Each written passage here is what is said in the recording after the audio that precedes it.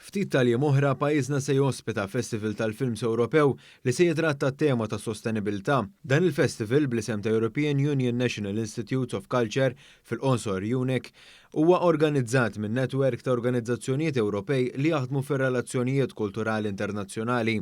Matul dan il-festival se jintwerew 7 films maħduma l-kol kemm huma minn żgħażagħ Maltin. Fil-fatt, fis-Sena Ewropea għaż-żgħażagħ, l-Aġenzija Żgħażagħ se tikkollabora mal-Kunsill Malti għall-Arti biex tappoġġja lill-festival biex jiġi ospitat f'pajjiżna. Il-korrespondent tal-UNEC Cluster Malta, l-Ambaxxatura tal-Awstrija Erika Bernhard, spjegat x'temi se jitratta il-festival. The second European Film Festival on Sustainability, of course, focuses on the areas of environment, economy, and society.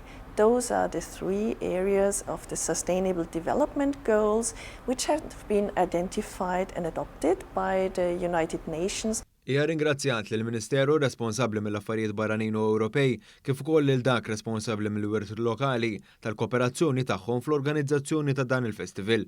Faħret ukoll il-ħidma eċċellenti tal-ispazju kreattiv li se jkun qiegħed jospita l-festival.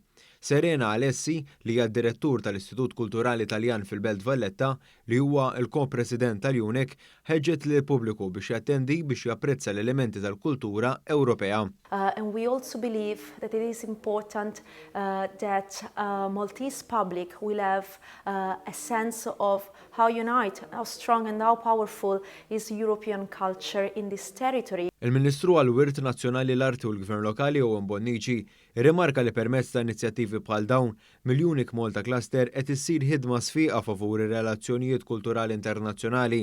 Dan jirrifletti dak li hemm miktub fil-politika u strateġija kulturali nazzjonali li qiegħda tiġi implementata mill-Kunsill Malti għall-Arti. Dan il-festival se jkun qed jinkludi s-sem tal-ambaxxati tal-Awstrija, ta' Franza, tal-Ġermanja, tal-Italja, tal-Polonja, ta' Spanja, tar-Renju Unit u taċ-Ċekja fost l-oħrajn. Id-dħul għal dan il-festival se jkun b'xejn.